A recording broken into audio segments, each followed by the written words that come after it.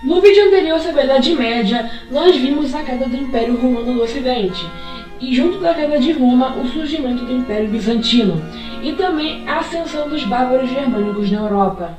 E também a gente pode ver a ascensão de Carlos Magno e o surgimento do Sacro Império Romano Germânico, que duraria 1000 anos. E lembre-se também do feudalismo, um sistema político que dominou a Europa. E também, outro evento muito importante que mudou o rumo da nossa história foram as Cruzadas, onde os cristãos se reuniram pela primeira vez para derrotar as invasões islâmicas que perduravam no Ocidente e também reconquistar a Terra Santa. Dito isso, vamos dar prosseguimento à história. A Idade Média, parte 2. A sociedade medieval vivia sobre o feudalismo, um sistema de base agrícola. Além de que, após a queda de Roma, a sociedade foi muito ruralizada. Só que a partir do século XII, a Europa começou a ter um alto crescimento demográfico. E por conta disso, as demandas por comida começaram a aumentar. E as estruturas do feudalismo não conseguiram alimentar tanta gente nesse tempo. Por conta também desse grande crescimento demográfico, que as grandes cidades começaram a ressurgir na Europa. Essas grandes cidades eram chamadas de burgos. Os burgos eram grandes centros comerciais. E aqueles que tinham mais poder comercial e financeiro eram chamados de burgueses. Você se lembra das cruzadas? Então, iria ocorrer uma cruzada. Essa foi a quarta cruzada, ou Cruzada de Veneza, que ocorreu no início do século XIII. A cruzada pretendia retomar Jerusalém, só que outros interesses foram envolvidos nessa cruzada. E um desses interesses era o Império Bizantino e as rotas comerciais do mar Mediterrâneo. Basicamente, o Império Bizantino era ortodoxo, enquanto a Europa Ocidental era católica. E vale recapitular também que teve o grande cisma que ocorreu em 1054. Basicamente, esse cisma dividiu a igreja em duas: a Igreja Católica Apostólica Romana e a Igreja Ortodoxa. Então, o Papa, mesmo depois da grande divisão das igrejas, ele ainda tinha interesse na Igreja Ortodoxa Bizantina. Visto tudo isso, em 1202, a Quarta Cruzada foi proclamada pelo Papa Inocêncio III. Então, essa cruzada começa. Os venezianos começam essa cruzada partindo para o porto de Zara, na Croácia, e depois Corfu. E em 1204, os venezianos invadem Constantinopla, no chamado Cerco de Constantinopla, que foi um sucesso para Veneza. Então, Constantinopla foi conquistada. Depois dessa conquista, que foi ao mesmo tempo a conquista do Império Bizantino, o Papa acabou com o Império Bizantino e, em 1204, no lugar do Império Bizantino, o Papa fundou o Império Latino. Só que aqui dali não foi o fim, pois uma parte do Império Bizantino havia se tornado o Império de Niceia. Mas, enquanto isso, na Ásia, alguns eventos muito importantes irão acontecer nas regiões dos estepes da Mongólia. Bem, nessas estepes eurasiáticas existiam vários povos. Esses povos viviam em tribos. Até que um tal de Temujin Borghin, eu não sei como fala isso, conseguiu se unir com várias tribos dos estepes da Mongólia para derrotar outras tribos. Temujin era um grande líder militar, que através do seu poder conquistou as tribos dos estepes da Mongólia.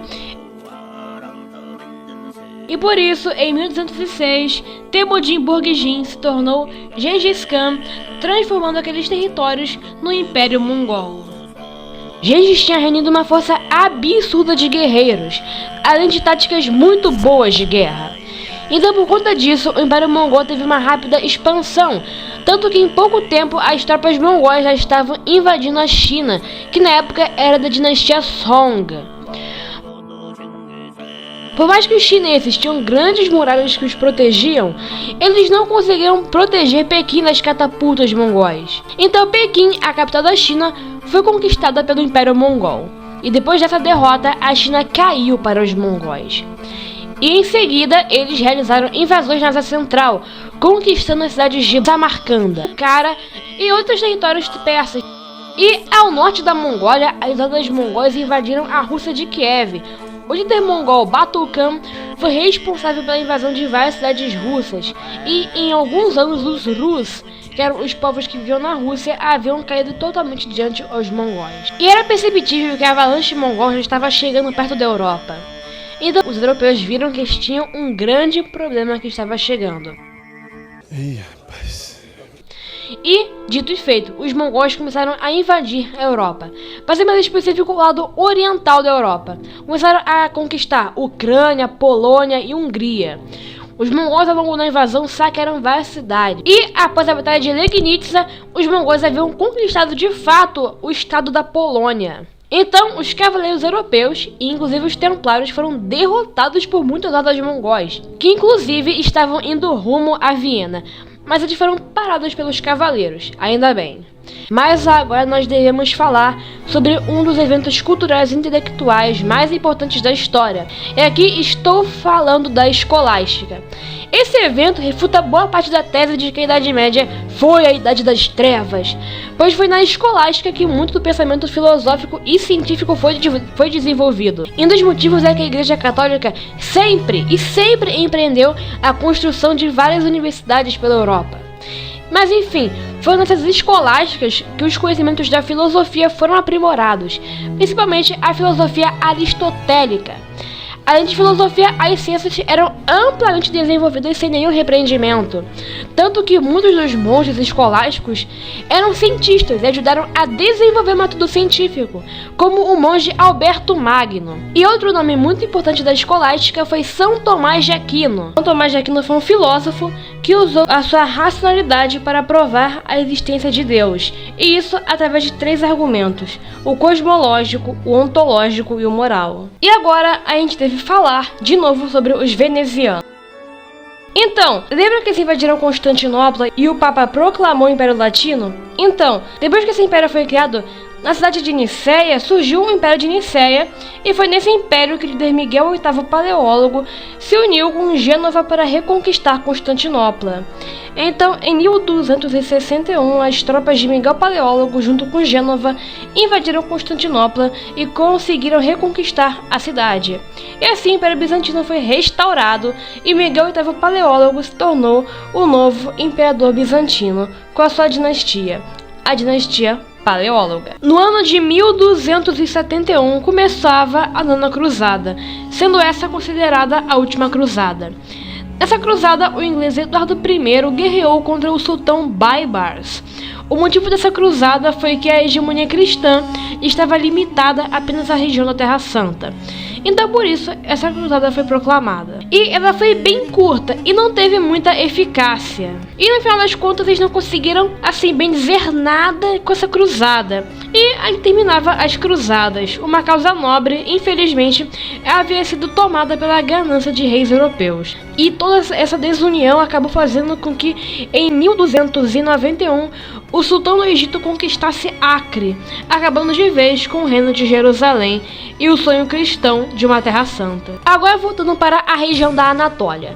Bem, o Império Bizantino havia enfraquecido bastante, e boa parte do território bizantino na Anatólia havia sido tomado por tribos nômades islâmicas. Até que um tal de Osman I, que era líder de uma tribo da Anatólia, começou a conquistar territórios pela atual região da Turquia. Então, por conta dessas conquistas, em 1299, surgiu o Império Otomano.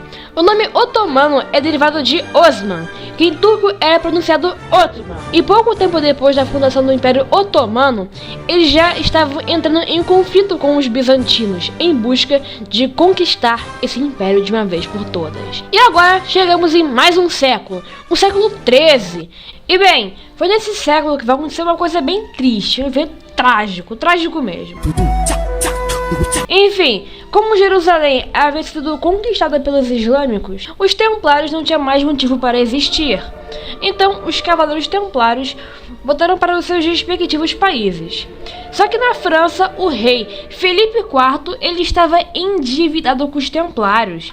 Ele temia que a ordem dos templários pudesse fazer alguma coisa contra ele. Então Felipe IV decidiu armar uma tramóia contra os Templários. O rei se aliou com o Papa Clemente V com o intuito de acabar com a ordem dos Templários. Então, o Papa Clemente V, em 1307, escreveu a bula Pastoralis Proeminentiae. Essa bula ordenava para todos os reinos europeus a prisão dos Templários sob as acusações de heresia e satanismo. Então, pela França, vários Templários foram presos e tiveram os seus bens confiscados. Mas foi em 1312, no Concílio de Viena, que o Papa escreveu a bula mais importante, a Vox in Excelso, que acabou definitivamente com os Templários. Em 1314, o grão-mestre dos Templários, Jacques de Molay, foi condenado à fogueira junto com outros Templários. E assim acabava a Ordem dos Templários. No mesmo ano de 1314, o Papa e o rei morreram. Só que, contra todas as expectativas, o rei Diniz de Portugal acolheu os Templários. Então, a Ordem dos Templários ressurgiu, só que no caso chamada de a Ordem de Cristo. Em 1326, os otomanos conquistaram Bursa, diminuindo ainda mais o Império Bizantino na Anatólia. E ok, agora a gente chegou na parte mais importante do vídeo, o conflito mais importante da Idade Média. É que eu me refiro à Guerra dos 100 Anos. Bem, a França e a Inglaterra sempre tiveram uma relação ruim. Há uns 271 anos antes de começar a Guerra dos 100 Anos, os franco-normandos conquistaram a Inglaterra em 1066. Mas enfim, com a morte de Filipe o Belo em 1314, a França passou por uma crise de sucessores, pois muitos deles morreram. E o rei inglês Eduardo III viu nesses acontecimentos a oportunidade dele assumir o trono francês, pois Eduardo tinha parentesco com o rei Filipe o Belo, então ele se via digno da linha sucessória do trono. É verdade. Quer dizer, às vezes não. Mas ele não foi considerado digno da linha sucessória, então Felipe VI foi escolhido como o novo rei da França. Isso emputeceu muito Eduardo III. Então a Inglaterra declarou guerra à França, começando assim em 1377 a Guerra dos 100 Anos. A Inglaterra começa a mobilizar a sua frota. Em 1340, uma frota inglesa atravessa o Canal da Mancha rumo ao porto de Sluis, em Flandres Ocidental. Só que no meio do trajeto, a frota francesa bloqueou o caminho para Sluis. Então, no dia 24 de junho, começava a Batalha de Sluis. Os ingleses conseguiram derrotar os franceses. Essa batalha possibilitou a conquista inglesa de Flandres, que por sinal era uma região muito rica comercialmente. Bem, a marinha inglesa, diferentemente da francesa, era bem forte, e por conta da Batalha de Sluis, os ingleses praticamente conquistaram o Canal da Mancha, e pouco tempo depois a marinha inglesa realizou uma ofensiva na Normandia, avançando rapidamente no norte da França. Expansão inglesa no norte da França. Em 1346 ocorreu a Batalha de Crécy, que resultou em uma vitória inglesa. Isso mostrou para os franceses que eles deveriam se preocupar mais com a qualidade dos exércitos do que com a quantidade deles. Mas uma catástrofe está prestes a assolar o Ocidente. Eu estou falando da peste negra. Com a Rota da Seda, muitas embarcações iam para o Oriente comercializar, e principalmente com a China, que na época era do Império Mongol. Só que o comércio era muito anti-higiênico, porque as embarcações ficavam cheias de ratos, e esses ratos tinham pulgas. E essas pulgas aí, elas tinham o vírus, que a gente chama de peste negra ou peste bubônica. E os marinheiros, quando eram picados pelas pulgas, adquiriam o vírus, que a gente chama de peste negra ou peste bubônica. E quando os navios desembarcavam nos portos, a doença começava a se alastrar. Então, em 1347, começava a pandemia da peste negra. A peste negra se alastrou de forma mais intensa pelas cidades portuárias como Veneza e Gênova, e na Ásia as cidades de Meca, Bagdá, Damasco e Constantinopla. A doença recebeu esse nome pois a doença deixava algumas partes do corpo pretas. As pessoas se contaminavam através de contatos físicos e pela respiração através de ambientes contaminados pelo ar. Após o indivíduo se contaminar, ele estaria morto em poucos dias, e o processo era doloroso e terrível. A Europa estava em um caos. Os médicos, para se protegerem da doença, passaram a utilizar esta famosa máscara, com esse troço que parece um bico de pássaro. Os animais também sofreram com a peste, pois muitos morreram da mesma. Só que o auge dessa peste durou de 1346 até 1353. E a situação só foi se equilibrar com o isolamento social. Só que isso não adiantou muito, porque no final dessa pandemia terrível, morreram entre 75 e 200 milhões de pessoas. Quase metade da população mundial morreu na peste negra.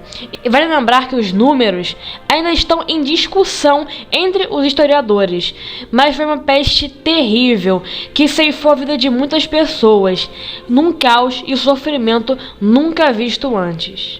E como estava ocorrendo uma grande peste em toda a Europa, a Guerra dos 100 Anos teve que entrar em um hiato, por causa que não tinha como lutar enquanto ocorria uma grande peste por toda a Europa. Mas em 1364, os conflitos franco-ingleses ou anglo-franceses voltaram a eclodir. Então, a Inglaterra e a França tinham assinado um tratado de paz.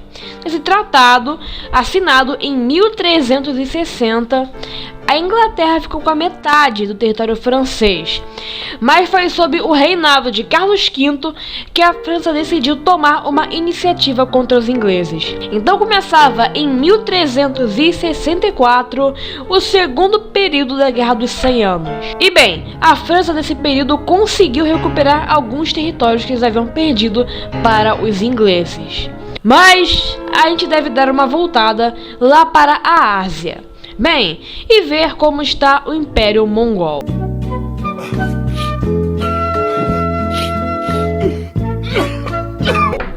A situação do Império Mongol estava muito complicada. Por mais que militarmente o Império Mongol fosse muito forte, politicamente era muito instável. Após a morte do Khan Mongke em 1259, o Império Mongol entrou em guerra civil. Essa guerra civil foi uma disputa de poder entre dois irmãos, Kublai Khan e Arigbuga. No final dessa guerra, Kublai Khan saiu vencedor e Kublai criou a sua própria dinastia, a dinastia Yuan, que seria a última dinastia do Império Mongol. E ele virou o novo grande Khan de todo o Império. O seu reinado durou apenas 4 anos, de 1260 até 1264. Só que mais pessoas queriam o poder e o Império entrou em crise de novo. Com uma disputa de poder intensa e com todo esse caos, o Império foi dividido literalmente no meio. O Império se dividiu em 4 canatos. O Ilkhanato, que pegava os territórios da Pérsia e Turquia, o Canato da Ordem Dourada, que pegava territórios da Rússia e Europa Oriental, o Canato de Chagatai, que pegava territórios da Ásia Central e Oeste chinês, e a dinastia Yuan, que se tornou um dos canatos. E cada um desses canatos aí era reinado pelo seu próprio Khan, e por isso que surgiu esse nome, Kanato de Khan. E uma informação importante é que Kublai continuou sendo o Khan da dinastia Yuan. Ele apenas não poderia exercer poder sobre os outros Kanatos. Só que a dinastia Ming da China decidiu se rebelar. Os Ming era uma família muito poderosa chinesa e eles juntaram uma grande força para expurgar a dinastia Yuan do território chinês. E dessa vez o antigo Império Mongol não teve força para resistir até o fim. A dinastia Ming derrotou o Império Mongol depois dessa grande derrota em 1368, acabando assim com um legado gigantesco que durou 100 e poucos anos. Enquanto os outros canatos seguiram seus próprios rumos e acabariam não muito tempo depois. E agora, vamos voltar para a Guerra dos 100 Anos. Bem, a revolta de Carlos V contra os ingleses, durou de 1360 até 1380. Ou seja, até o ano de 1380, os franceses conseguiam resistir às investidas inglesas. Só que foi quando Carlos V morreu em 1380 que descaralhou tudo e os ingleses voltaram a conquistar metade da França. Então, vamos agora para o terceiro período da Guerra dos 100 Anos. Lá na Inglaterra, o rei Ricardo II estava perdendo muito apoio da nobreza. Então, a nobreza decidiu colocar no trono inglês uma das figuras mais importantes da Guerra dos 100 Anos, Henrique V. O cara era um grande líder militar, tinha muito apoio. Em resumo, o cara era pica! A Inglaterra estava pronta para enfrentar a França. Um rei poderoso e com apoio e com a força militar muito superior à francesa. A situação da França era a oposta da Inglaterra. Após a morte do rei Carlos V em 1380, o seu sucessor Carlos VI assumiu o trono francês. Só que nessa época começaram a eclodir revoltas internas na França. E o pior é que o rei Carlos VI era meio debilitado mentalmente. E, obviamente, isso fez com que os ingleses tivessem uma situação muito favorável perante os franceses. Então os ingleses lançaram um novo ataque à Normandia. E dessa vez muito mais intenso. A Inglaterra desembarcou na Normandia e começou uma forte campanha no norte francês. E foi perto de Calais, na França, em 1415, que iria ocorrer a batalha mais importante da Guerra dos 100 Anos. Essa seria a Batalha de Agincourt. Nessa batalha, os ingleses tinham uma desvantagem numérica, pois os franceses tinham de 12.000 a 30.000 homens, e os ingleses tinham apenas de 6.000 a 9.000 homens. Mas enfim, os ingleses conseguiam se sair muito bem na batalha e derrotaram as forças francesas. Essa vitória inglesa foi uma porrada no peito da França, pois a França perdeu 6.000 homens, enquanto a Inglaterra perdeu apenas entre 112 e 600 homens. E a França ficou de mal a pior depois disso. E a guerra continuou até 1420, onde foi assinado o Tratado de Troyes, que concedia o domínio inglês ao norte da França. Além de que foi concedido a Henrique V o direito de sucessão do trono francês e também poderia se casar com a filha de Carlos, uma tal de Catarina. Até o momento era nítido de que a Inglaterra seria a grande vencedora dessa guerra. Só que não foi bem assim não. A França estava na merda, não tinha mais pra onde ir. A Inglaterra iria amassar eles de um jeito ou de outro. Só que uma jovem camponesa de menos de 20 anos seria responsável por reacender o espírito francês na Guerra dos 100 Anos. A Joana d'Arc. Joana tinha um forte espírito de liderança e levantou o povo francês para vencer essa guerra. 1429 começava o quarto e último período da Guerra dos 100 Anos, marcando uma virada nunca vista antes na história das guerras. Com esse forte espírito de liderança, os franceses reconquistaram cidades como Orleans e fortalezas inglesas no local. Os ingleses nunca tinham visto as forças francesas daquela forma. E eles viram esse poder, esse rojão francês da forma mais amarga que poderia ser. Os ingleses estavam sendo cada vez mais coagidos a recuar. E cada vez mais, a necessidade deles se renderem parecia ser cada vez mais necessária. Só que, enquanto isso, uma tragédia ocorreu.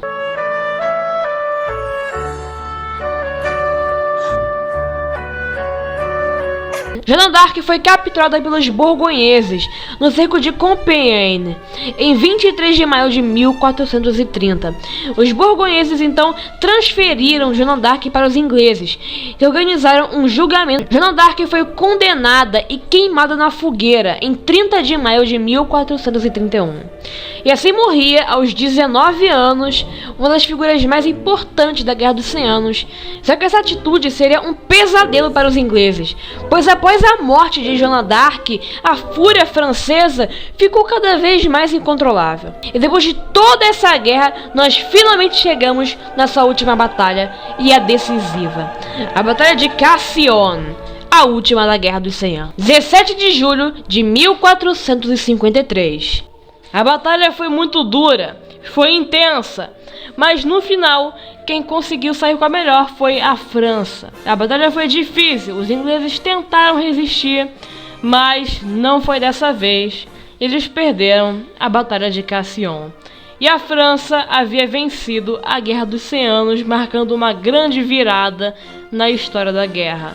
Não tinha mais o que fazer.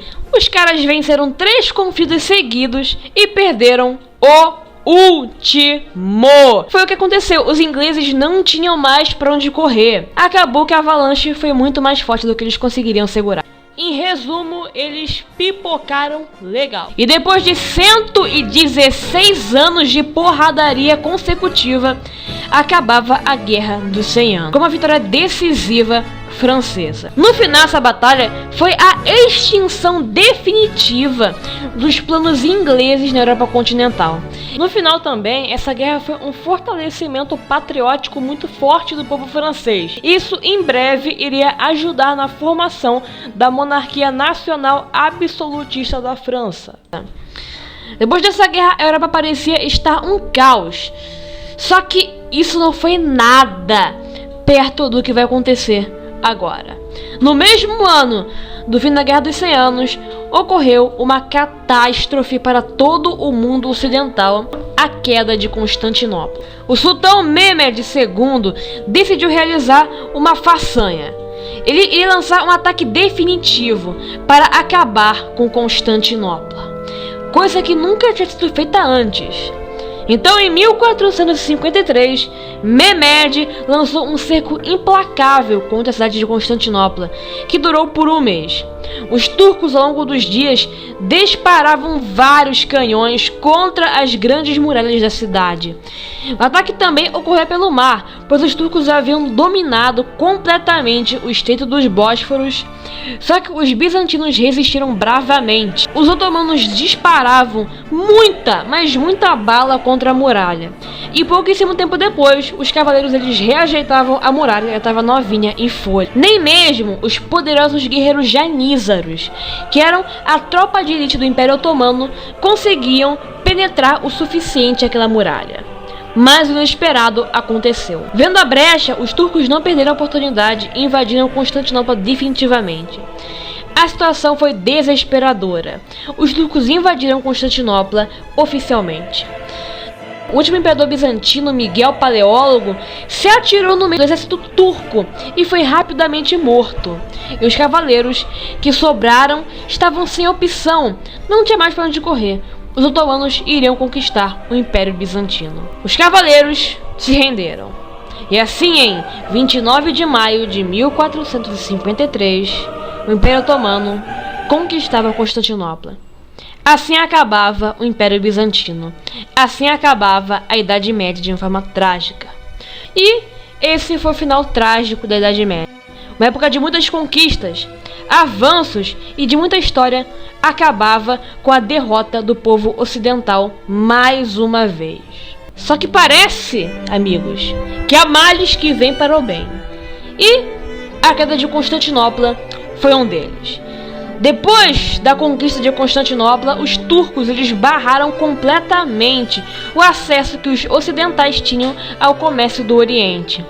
Ou seja, os ocidentais sem saída para o Oriente tiveram que procurar uma nova rota para conseguir chegar a essa parte do globo terrestre.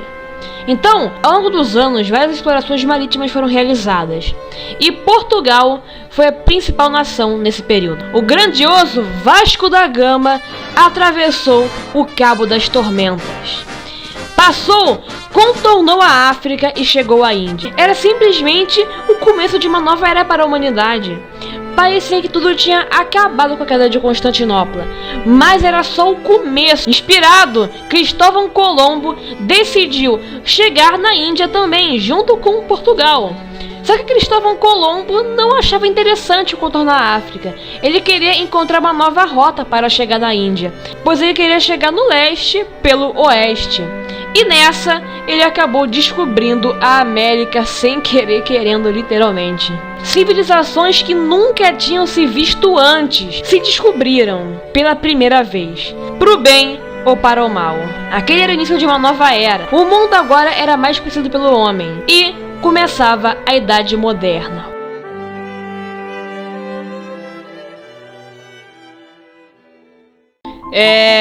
Olá, meus amigos. Cara, não sei nem como é que eu começo esse final de vídeo. Sim, finalmente chegamos ao final de vídeo aqui no canal. Cara, vocês estão ligados, né, que eu tô há, tipo, 1 ano sem postar vídeo, né? Foi há 84 anos. Eu tô quase virando DGP Mundo de tanto tempo que eu tô sem postar vídeo. Mas, cara, olha, primeiro que se tu acompanha o canal, tem a aba comunidade aí que tu pode ver, que fez um post explicando o porquê desse sumiço, tá bom? Calma que eu não estou, eu não morri, eu tô vivo ainda, tá bom?